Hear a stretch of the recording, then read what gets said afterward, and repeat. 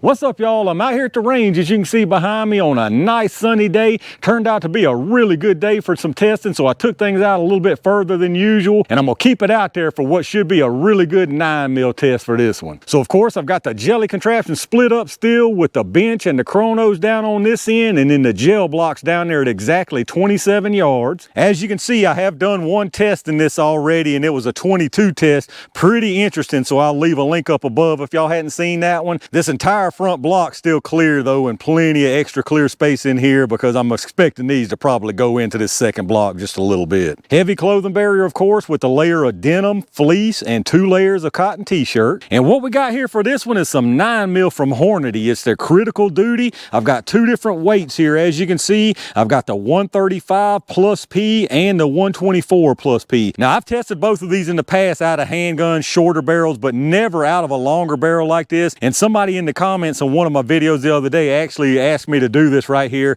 And since I'm already set up at 27 yards, I know a lot of y'all saying, man, you got all kind of 5.56, 223 backed up to test. I know, but I want to do that at more like 50-ish yards. So since I already had this set up at 27 yards, I figured this would be a pretty interesting, easy one to get done. So as you can see here, nice nickel plated case on both of these. I'm not going to pull that one out so I don't get them mixed up. Got the flex lock projectile with that rubber polymer insert in it. Now, as far as the ballistics on the box here, for the 135, they're saying 1110 feet per second at the muzzle, and for the 124, they're saying 1175 at the muzzle. So it's going to be really interesting to see what kind of expansion we get out of these from the longer barrel. And as far as what I'm sending them out of today, I've got my Henry Homesteader here with the 16.3-inch barrel. So this ought to be a pretty good one. I'm very interested to see what the extra velocity is going to do for these critical duties. So let's get this stuff set up and let's find out. All right, let's see how fast this stuff's running out of the long barrel. I'm going to do a 5-round average from each one. We'll start with the 124 first.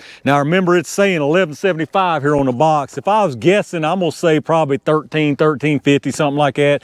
Now, if y'all not familiar with this lab radar, like I always mention, you're going to see multiple velocity numbers. Your large number is right here at your muzzle, and then the 5 across the bottom, I've got them set for 10 yards, 27 yards, which is where the gel is, and then you've got 50, 75, and 100. So you should get all those readings with this 9mm. Shouldn't be any problem. Let's see what we get here from the 124.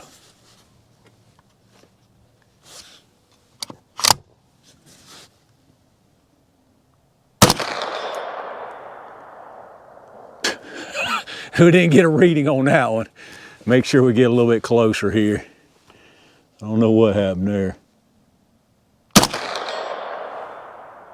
1348. 1339. Nothing on that one. I think I'm a little low. 1352. Oh, I need 2 more to finish that off. All right, 2 more.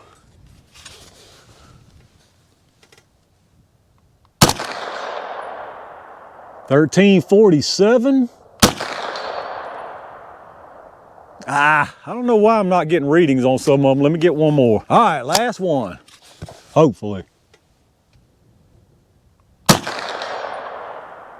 1350. Let's check that average out. All right, from this 124 grain, we got a 5-round average of 1,347 feet per second. We had an extreme spread of 12 and a standard deviation of 4.7. So very, very consistent stuff. 1347, that's probably gonna give us some really good performance in the gel. Let me get it reset and let's try out the 135s. All right, let's see what these 135s do. Remember, these are saying 1110, so I expect these are probably still gonna be right at 1300 if I was guessing. Let's see what we get from them.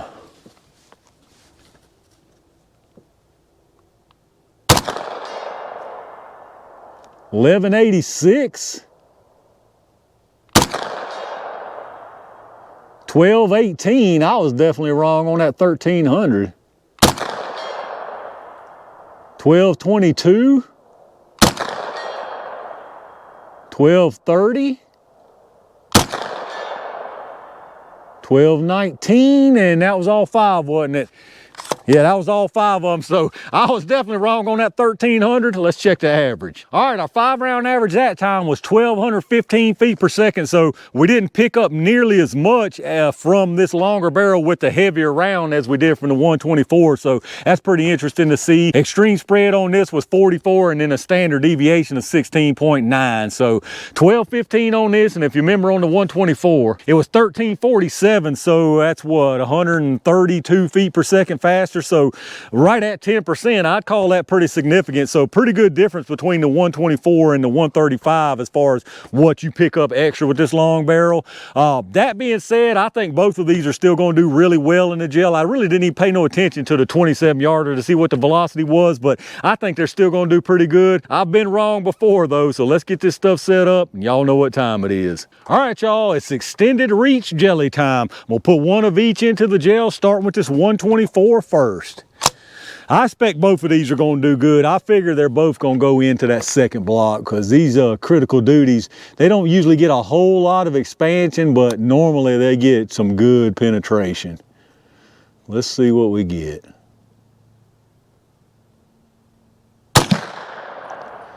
All right, that should have been a good one. That was a crazy little puff of smoke. Let me go see what I got.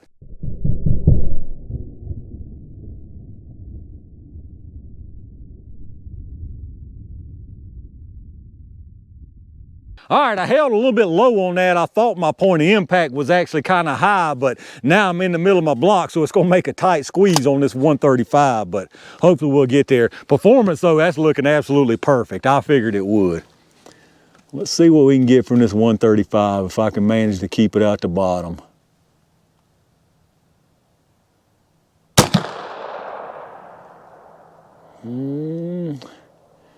I think I see where I went. I think I'm right up under that other one. Let's go check it out.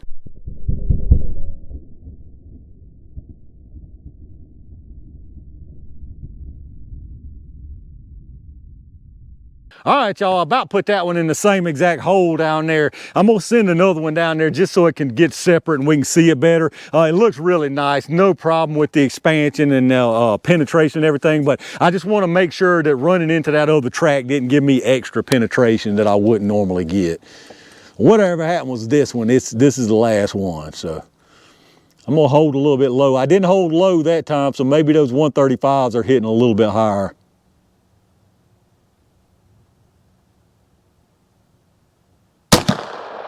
All right, I went over to the right a little bit, so hopefully we good. Let's go see what I got.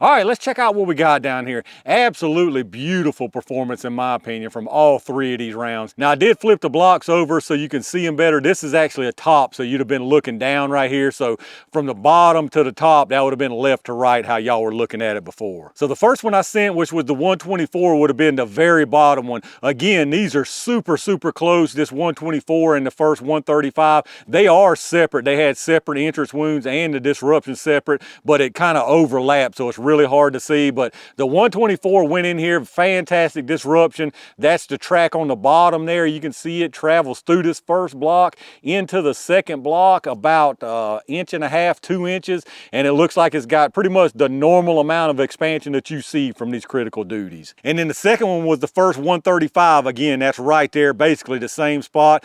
Pretty much looks the same. All 3 of these look basically the same kind of disruption and energy transfer there. This one does the same deal, travels through this first block. It's the one up above into the second block, and this one actually went about 1.5 inches or so further than that 124, and that's why I sent the second 135, because I just wanted to make sure that it didn't get a little extra penetration because of running into the other track down here. As far as expansion on that one, pretty much the same deal. The normal amount that you get from a critical duty, nothing massive at all, but very, very consistent. And then of course the last one would be on top, how you're looking looking at it here, that's the other 135 that I sent just to be sure. Pretty much the same story. I really probably didn't need to send this one. Same kind of energy transfer and disruption all the way through that first block. Now this one did stop about an inch shy of that first 135, so you could have got a little bit of extra because of running into that other track, but it could just be pure chance there. And then once again, as far as expansion, same deal. They all three look about the same as far as that goes. So as far as the penetration, the 124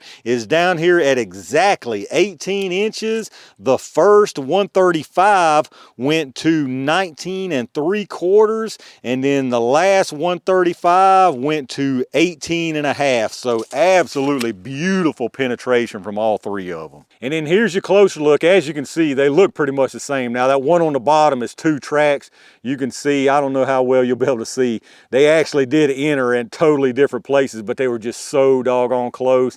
And then you can see there, you can tell the separation through the first block into the second block, and all three of them sitting right around the same spot and looks like just about identical as far as expansion. All right, let's check out these projectiles, y'all. Absolutely perfect performance from all three of these. Every time I test these critical duties, this is about the expansion you get. So it's not under expanded, that's just the way these are designed to do. Very, very nice, very, very even, consistent expansion from these almost every time. So these two here are your 135s, this is your 124. As far as expansion, they look identical. I can't tell any difference between them. The only way you can tell the difference is the length of the projectile. So let's get some measurements and see what we got there. We'll take the weight first. This one at 124.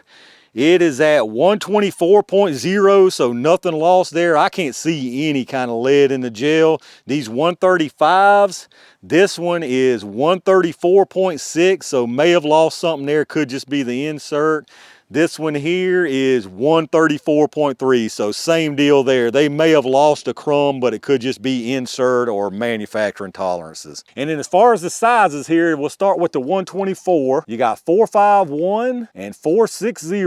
On the 135s, you got 454 and 443, so just a hair smaller on that one. And then the last 135, you got 450 and 454, so very, very nice, consistent expansion from all three of those. And there you have it, the Hornady critical duty through the 16.3-inch Henry Homesteader.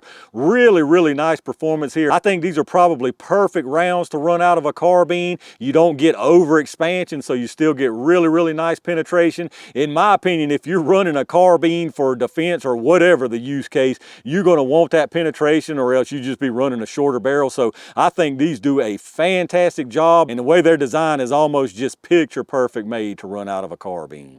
And that's a wrap for a really good 9mm carbine test. Again, I personally think these did a fantastic job. If there's anything that I might have a complaint about or want more of, it'd be a little more velocity maybe, but as these are, they did a great job. Perfect performance in the gel because they weren't going so fast. They didn't overexpand and cost you penetration, so I think these did a great job. But let me know down in the comments what y'all think about it. Do any of y'all out there actually run critical duty in a carbine? If you don't and you do run a carbine, what rounds do you run it in? I've got several more that I want to test out of carbines. It's just trying to get the time and trying to work out the right test at the same day to make it all efficient. But let me know down in the comments what your thoughts about these are and what else you might run out of a carbine. If you did enjoy the video, take a second to reach down and click that like button. Make sure you're subscribed to the channel and make sure you got your notifications turned on so you don't miss anything when I upload it. Like I always remind you, if you're doing some shopping, check out the affiliate links I got in the video description.